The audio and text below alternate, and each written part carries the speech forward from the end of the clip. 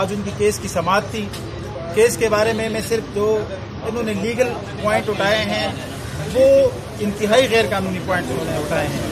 اس میں یہ لوگ یہ بات کر رہے ہیں کہ صرف اے سی صاحب کا وہ ٹرانسفر والا ایشو بنایا ہوا ہے, اس کی خاندانی زندگی کو نشانہ بنایا ہوا ہے. کبھی کہتی ہے اس کی جو بیگم ہے وہ ریزرو سیٹ پہ رہی ہے. مطلب الیکشن سے متعلق میرٹس پہ ان کے پاس کوئی بھی پوائنٹ نہیں ہے. ایک پولنگ اسٹیشن کا نام انہوں نے لیا پوری پٹیشن میں. جی اس سے بڑی مطلب کیا الیکشن پولنگ اسٹیشنوں پہ لڑا جاتا ہے اور انہوں نے ایک پولنگ اسٹیشن کا نام اپنی پٹیشن میں نہیں ہے. 126 پولنگ اسٹیشن ہے. 126 پولنگ اسٹیشن کے حوالے سے یہ کوئی ایک ثبوت, کوئی ایک مٹیریل ایویڈنس کچھ بھی پیش نہیں کر سکے. پٹیشن بری طرح ناکام ہو گئے. انشاءاللہ یہ بری طرح ناکام ہوں گے. آج فیصلہ ہو جاتا ہے لیکن انہوں نے ٹائم مانگا ہے کہ جی ہم نوحاد احسان کا ریپلائی پڑھیں گے. ہم نے تیاری نہیں کی. ہم نے تیاری یہ 12 تاریخ کی ڈیٹ ہے. انشاءاللہ 12 تاریخ کی ڈیٹ ہوئی ہے اور 12 تاریخ کو انشاءاللہ حق اور سچ کی فتح الحمدللہ ہو چکی ہے.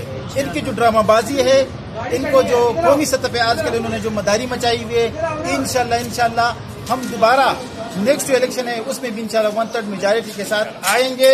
اور یہ لوگ آپ یاد رکھیں اس الیکشن کمیشن کے سامنے یہ پھر یہی رونا دھونا جاری رکھیں گے. لیکن انشاءاللہ ہم دوبارہ صوبائی اسمبلی پہ بھی قومی اسمبلی پہ بھی اور انشاءاللہ یہ سیٹ جو میئر کی ہے یہ بھی ہماری کنفرم ہے. یہ ان کی ڈرامہ بازی ہے اور 12 تاریخ کو انشاءاللہ یہ ڈرامہ بازی ختم ہو جائے گی. بہت شکریہ.